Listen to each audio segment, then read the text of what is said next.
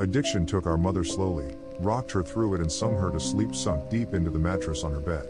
When her back teeth fell out, she left them on the side of the bathtub. I was 7, and I kept them in a matchbox, the missing pieces of her kept safe, so she wouldn't be lost forever. So maybe one day we could put her back together. Our house fell down around us, and we tried our best to raise ourselves. The ceilings had water damage and the bottom stairs had dry rot, and in the winters the radiators would bleed rust. But it was still our house, and Annie made it a home. My sister Annie mothered me, with lopsided band-aids on bruised knees and lukewarm microwave meals. She told me ghost stories and didn't mind when I crawled into her bed later on, too scared to sleep alone. She taught me to dance, barefoot on the living room carpet, music channel on full volume on the TV, shaking our hips before they were fully grown. She always let me shower first so the water was hot, never complaining when she had to make do with cold. She brushed my hair every day before school, even when I screamed and hit her when she caught the tangles. Annie was dark-haired like her father, whoever he had been, but I was blonde. Annie was desperate to be blonde too, like Marilyn Monroe. Like Mom. I think she thought it would make them closer, remind Mom less of her dad. I'd give anything for her to have her hands in my hair one more time, even if it hurt. She moved to New York when I turned 18 and never came back. I still dream about her sometimes. Keeping up with our mother was impossible, and we learnt from a young age we would always be left behind. It didn't make it any easier.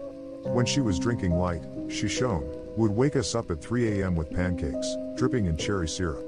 Sometimes when the weather was right and she'd had enough being drunk alone, she would call our school up and tell them we had both come down with summer sickness and we'd drive to the beach instead.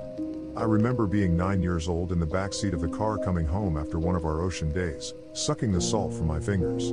Annie had just dyed her hair blonde, her best friend Jane helping her bend over our kitchen sink. From behind, I couldn't tell who was mother and who was daughter, radio up and windows down blowing the sky inside. When she was drinking heavy, she'd be out all night, hair piled up like a beauty queen, eyes glazed over and ringed with glitter and black. Sometimes she'd be gone a day or two. She would never tell us when. One day we'd just wake up to an empty house and the fridge packed full, post-it note on the front with a smear of Mom's lipstick and the outline of a kiss, telling us she'd be back soon. Sometimes she'd bring guys home, filling the table with beer cans and ashtrays, smoke up to the ceiling, Mom lost in the haze. We'd sleep with pillows over our heads, trying to drown out the music they would blast until the AM, and wake up to strangers at our kitchen table in the morning, asking us where we kept the coffee. When Mom drank too little, she fell apart. She wouldn't buy food, refrigerator a gaping hole in the wall. She'd chain smoke, leaving cigarette burns on the wallpaper up by the stairs like the walls were sick and decaying. She barely slept, walking around with blue half-moons under her eyes, knuckles raw. She would scream at the slightest thing. I remember once when I spilled a glass of juice on the couch. She looked over at me with dead eyes and dragged me off onto the carpet and then took every single cushion off the couch and into the backyard and set them on fire. Annie went to watch a while from the window and then sat next to me on the floor, backs pressed against the skeleton of the seats, head resting in the crater of my collarbones. When Mom drank too much was the worst. She'd laugh too loud and too long at anything and everything, until her mouth started to shake and she started crying, at the breakfast table into her cereal. Annie shut down when Mom was like this, went somewhere deep inside herself where nobody could hurt her. She'd stay up until the morning watching old black and white movies on TV, whispering the lines she knew by heart like prayers. When I was 5 I'd cry when I'd find Mom passed out cold on her bed, sure she would never wake up. Annie would wipe my tears, tell me she was only sleeping just like the princesses in my storybook. We'd sit on Mom's bed together and wait for her to wake up. When we were older, I was the one who would pick Mom up off the bathroom floor again and Annie would put her to bed, smoothing her hair off her face and the vomit from her mouth, changing her clothes if she pissed herself. Watching them then, there was no doubt that Annie was the mother now. It was October and I was 13, Annie 16. It was a Wednesday night and Mom had been gone for 2 days. She'd called us that morning from a pay phone, voice slurring down the line, telling us she was having the best time with all her new friends, hoped we were doing fine. When she asked me if I was having a good birthday, I hung up on her. My birthday had been the day before. Annie had given me a pile of presents, strawberry lip glosses and glittery nail polishes. I didn't ask where she'd got the money for them. I didn't care. We'd taken the bus to the beach with Jane, eaten the birthday cake she had made for me, sand getting into the frosting. It tasted like sweetness and the sea, and I savored every bite and scrape of sugar against my teeth. We watched the sun go down, Annie snapping grainy photos on her shitty Nokia as I blew out my candles, wishing over and over that Mom wouldn't come home, that she'd just stay gone this time. But that Wednesday night, me and Annie weren't speaking. Anger hung heavy between us, seeping through the floorboards. It began when she tripped at the bottom of the stairs. We'd both laughed, Annie throwing her head back, gap between her front teeth catching the light. When I'd bent to pick her up, I'd caught her breath, warm against the freckles on my cheeks. I let go of her arms and she fell again, hitting the floor and grinning, shaking her hair from her face.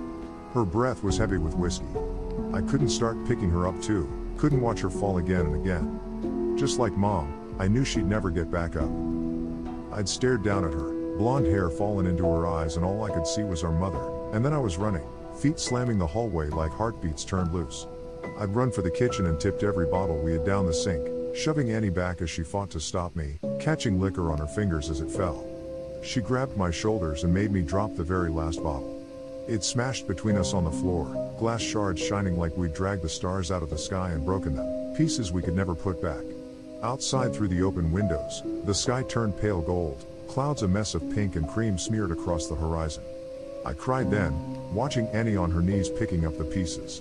That was Annie, always trying to fix things even when it was too late. The smell of food dragged me from my room, stomach turning traitor inside my ribcage. Annie was cooking pasta, real food not made in a microwave. She'd set the table, Tammy Wynette singing softly from the CD player, Annie gently swaying her hips as she stirred the tomato sauce, rich and warm. As we ate in silence, with every bite I forgave her. Mom never cooked dinner, or remembered my favorite was spaghetti ever since I was a kid, or stayed sober long enough to sit up at a table. Annie wasn't Mom. We were washing the dishes when we first heard it. A moth was crawling down the inside of the pane and I cracked the window to let it out into the dark. From the backyard came a faint sound. I tilted my head to listen as it was coming from far off. Crying. I figured it was Mika, the 2-year-old next door, having a tantrum loud enough for us to catch, or maybe even Lucky Strike, the cat that junkies down the street, begging for food like he sometimes did. I always wanted to feed him when he came around, winding over my ankles, but Annie always stopped me, saying once you started giving they never stopped taking. Looking back, I don't think she was talking about the cat. Annie flipped the Christmas lights strung up around the porch and we sat on the plastic beach chairs watching the skies. When we were little, we'd sit outside and Annie would tell me the names of all the constellations and the stories of how they came to be hung up in the night sky. I had to grow up before I realized she made them all up as she went along. It was a game we still like to play now, making up ridiculous stories for the shapes we could pick out. Ah, yes, that one there is the Coors Light. It got there when God dropped it out of his convertible window and never picked it up, she said, nodding sagely and hiding her smile. Of course, I said, waving my hands and pointing up past the power lines. Right next to the ashtray, left there by angels on a smoke break. Yeah, they say if you wish on it, all your dreams will come true, said Annie grinning. She stopped laughing, voice quieter, face tilted up to all those dead stars. Let's wish, Emmy. Let's wish, so we did. The sound of crying interrupted us. It was closer this time, and definitely human. We turned to each other, confused. Annie shrugged and I squinted out into the black. It sounded like a baby, lost and tired and alone. It must be Mika, I said, slowly getting to my feet. Maybe he walked around the back? Shit, do you want to call Connie and tell her we'll bring him over? Annie didn't reply, and I sighed, rolling my eyes. Guess I'll do everything then. I stepped off the porch, grass soft against my heels. The air smelled like it might rain, fresh and clean and growing. A promise unfulfilled. Annie's voice was strained. I turned to her, smiling. It died on my face when I saw the look on her own. Get inside now. She was staring out into the dark, past me, opening the door with one hand behind her, fingers fumbling on the catch. I froze, barefoot in the dirt. I'd found what she was looking at. In the bushes by the back fence was a person, crouched with their knees tucked up neat under the chin, arms wrapped around legs. Their mouth hung wide, softly opening and closing as he cried. Like a child, lost in the dark. Not like a child, but as someone pretending. Mimicking the sound, open and closed out in the blackness. Suddenly they straightened, snapping upright, face still hidden by the black. They were tall and thin, too thin to be a normal person. Panic made me move, animal instincts left over from the days we lived up in the trees carrying me forward. I was faster than Annie, dragging her inside and slamming the door behind us, hearing it bounce on its hinges as I locked it. We watched as the person slowly walked towards the house, steps deliberate and long. Annie reached for my hand, holding me tight and turned me to face her, holding my shoulders. "Don't turn around, Emmy. Don't turn around." Instinctively I started to look over my shoulder out into the darkness. Annie grabbed my face, hard, and shook her head. I knew then she was serious. Her voice cracked, and she cleared her throat, gripping my hand tight enough to hurt, nails digging in, grounding herself. I looked down at our fingers interlocked, both of us grown from the same bones. "I'm gonna call the cops and everything is going to be." Her voice faltered, stuttering. Tears spilled over her lashes, dripping like the promise of rain. Annie never cried. "Your phone's on the porch," she whispered, and bile crawled its way up my throat. Her phone was upstairs, charging.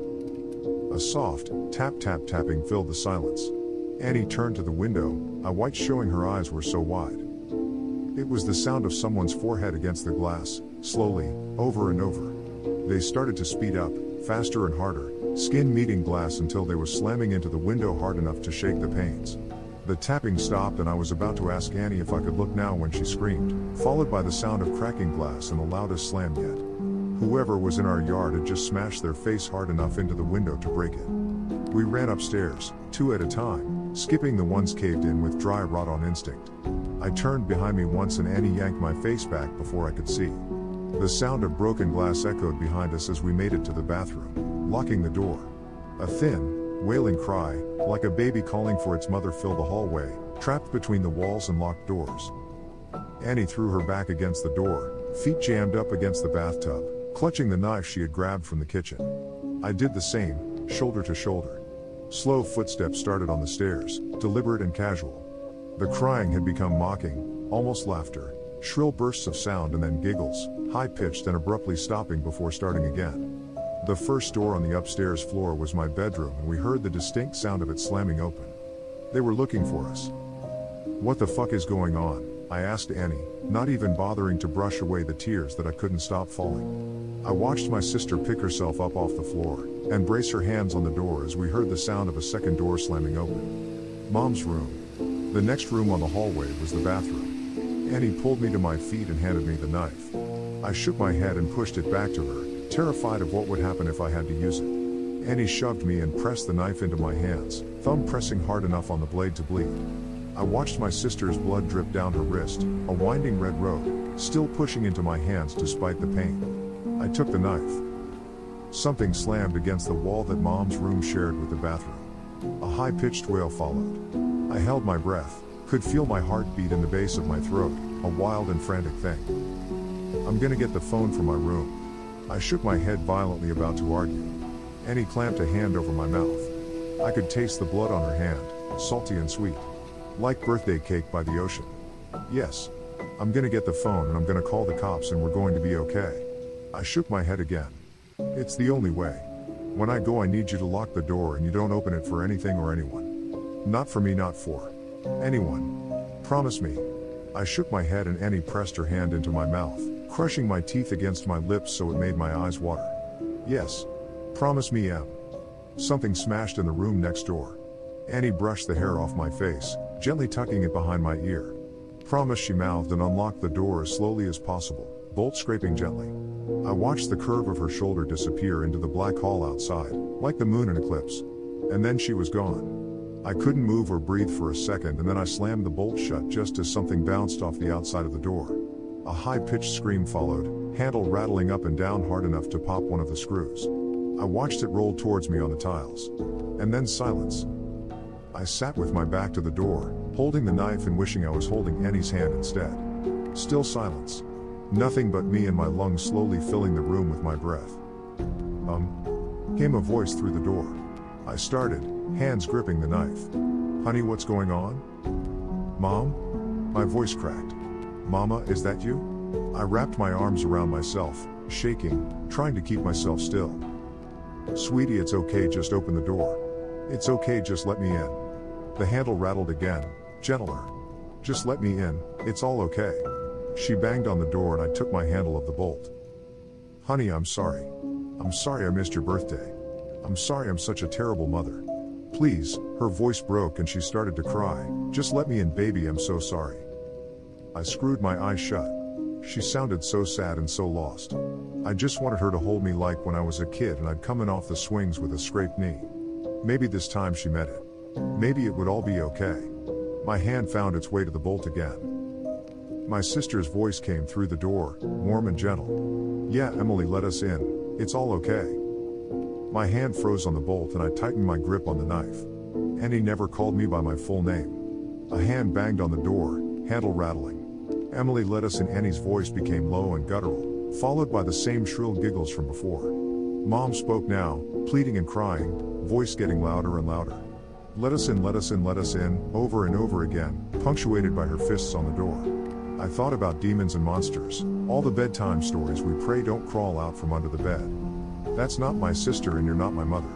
I screamed through the door, hands over my head. I climbed into the bathtub and curled in a ball, cradling myself, knife clutched to my chest. I didn't know what it was outside the door, but I knew it wasn't Annie. It wasn't the voice that yelled at when I changed TV channel, the one that sang me happy birthday, the one that told me I was smart even when I got bad grades, the one that read me stories about princesses that never wake up. It wasn't human. Bangs and yells came from downstairs, followed by the footsteps of people running. A low guttural howl ripped through the house, filling the room until I felt like I was drowning in the sound, and then the door was kicked in. I screamed, covering my eyes, waiting to die. Arms found me and lifted me from the tub, carrying me from the room. I looked at the outside of the door as I was carried downstairs. It was covered in long scraping claw marks, dragged down to the floor. Pillows ripped apart covered the hallway in soft down, like it had snowed inside.